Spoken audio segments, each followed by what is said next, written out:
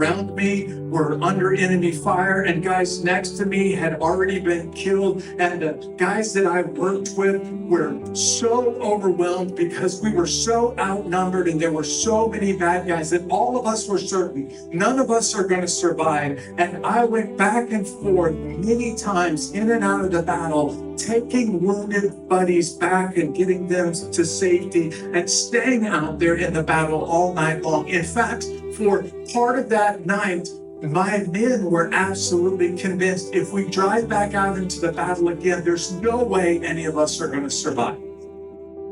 And again, I went back out into the battle until it was over with.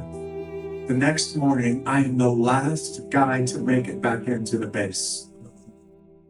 And my buddies knew about my faith in Jesus, but I lived in a really dark place with a lot of people that were spiritually dark, and most of them didn't care about Jesus. They didn't want to know about Jesus. They just were happy in sin, and they could care less about my faith.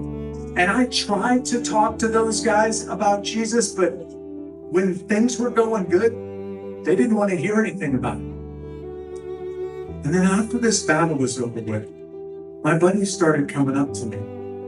And some of those guys, and these are some of the toughest men on earth, they grabbed me and they put me in a big hug and they held on to me and they said, Jeff, I need to talk to you about what just happened last night. Because when that battle was happening around me and all of those people around us were getting killed, when my best friends were getting killed, I started thinking, I don't know what's going to happen to me if I die tonight. I don't know where I'm going to spend eternity. They started asking me questions about heaven and hell. And they said, hey, Jeff, what happened to my friend who just died last night? Where is he right now? Or Jeff, what happens to me if I get on a helicopter and fly back into the city and I get killed? Where do you go? And what happens to you after you die? And I had men, listen, I was just a soldier in the army. But I had men lined up waiting to talk to me saying, Sergeant, can you tell me about Jesus? Because I need to know more.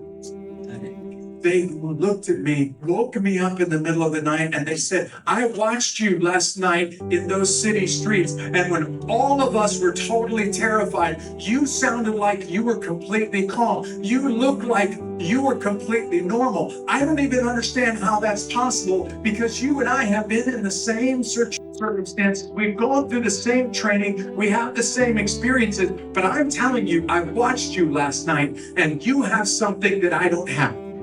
And I just want to know more about what you believe. I had guys saying to me, Jeff, I listened to your voice on the radio, and when everyone else was totally terrified, you looked like you were calm. You sounded like you were not afraid. And I didn't understand how that's possible. Jeff, you have something, and what you have is real. And I want to know how I can handle it. And I had some of the toughest men on earth with tears in their eyes saying, I need you to tell me about Jesus right now.